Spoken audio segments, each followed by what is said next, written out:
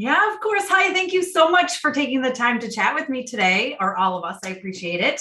I'm Tessa with mamasgeeky.com, and I've got to say, I absolutely love the song that Maddie sings in this movie. And I want to know, was that always going to be part of the plan that you would sing? It was absolutely not mentioned to me when I took the role. I am not known for my singing. Well, maybe I am known for my singing, but in a kind of humorous isn't she awful? Not really. Let's hear her sing, unironically. So I definitely I got very nervous when Tim Minchin and Harry Cripps and Claire Knight, our directors and co-star, mentioned that I would be singing this song. But and I had to record it by myself in my closet during lockdown. And it just playing my voice back would really crack me up because it sounded so tuneless. But when I saw it in the movie, I felt quite like proud of Maddie. I thought it sort of worked. Megan Cooper. Hi, I'm Megan from Jamunkie, and I'm very thankful that you guys are joining us today. So Maddie and Pretty Boy learned something new about themselves during this journey back to the Outback. Are there characteristics that you find that you relate with your character? I think having gone through adolescence in the same way that sort of Maddie does on screen, where she has to come to terms with the fact that it's the stage when you have braces or you're not quite comfortable in your skin yet. I was a teenager too, so I could identify with her journey into self-acceptance, definitely. Thank you. Amy.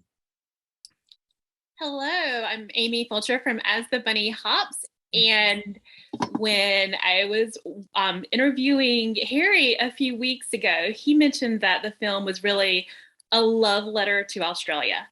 And then he told me the proper way to eat Tim Tams. So I was wondering if you had anything that you really wanted people to take away from the film about Australia as well, or any specific snack advice that goes along with that.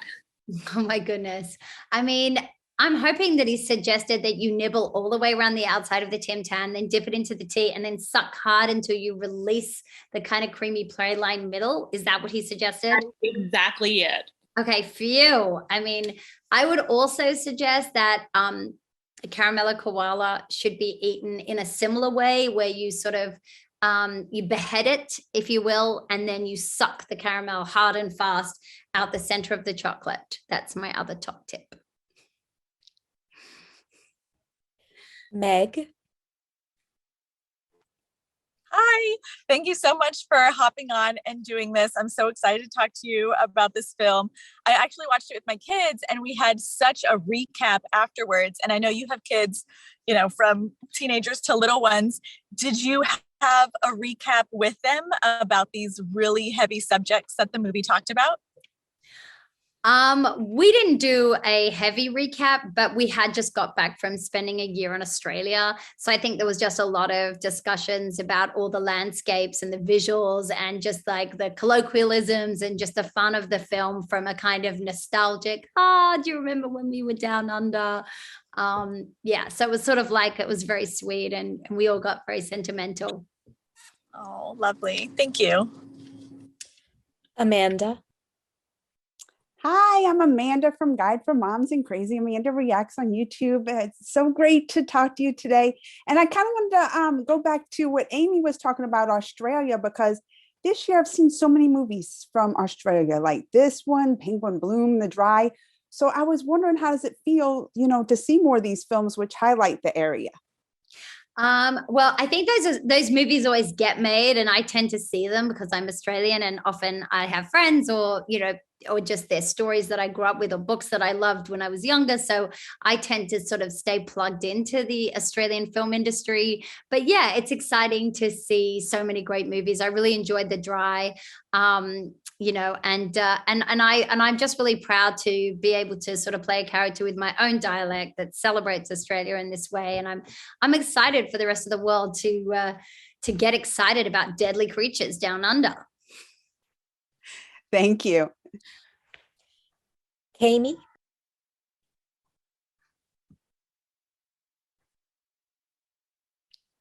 Areas.com. I loved the movie. Normally I'm the type of person who would love the cuddly koala and, be petrified of the snake like most people, but I fell in love with Maddie. Oh my goodness. She was so sweet. I would love to know what drew you to her character. What made you want to be part of the film? Um, I sort of loved the story of someone who's kind of unaware of the fact they're being exploited in this zoo scenario, and then sort of made to feel ashamed for something she can't control, her fangs and this venom that's, she was born with. And I just love the fact that in her search for sort of self-identity, she learns that kind of her family are the people that she's journeying with rather than, who she was born with.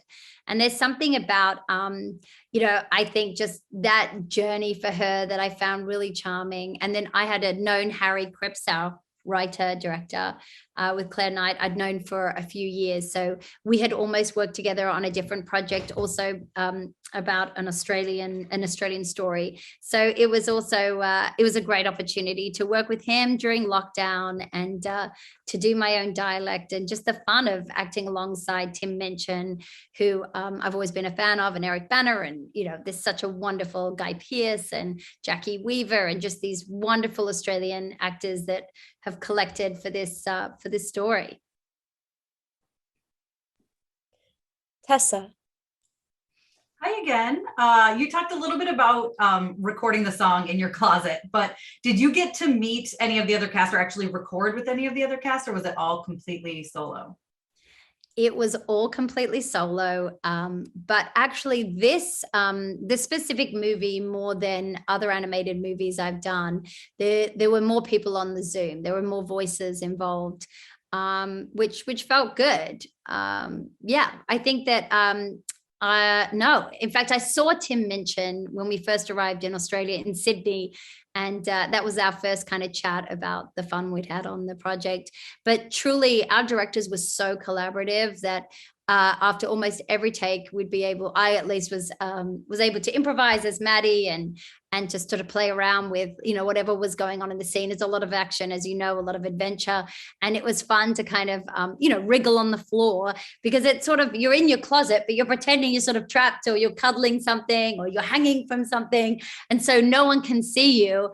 And so you just find yourself upside down in your own closet. It's a bit silly. Megan.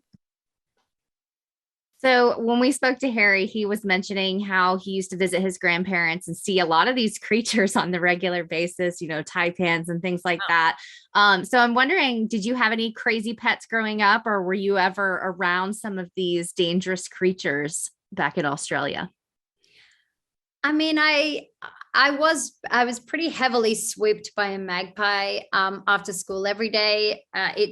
She definitely bullied me. I wasn't aware I was walking underneath her nest, and I would have to sort of lie flat on the scorching hot bitumen road to stop myself being pecked until my dad would sort of come looking for me.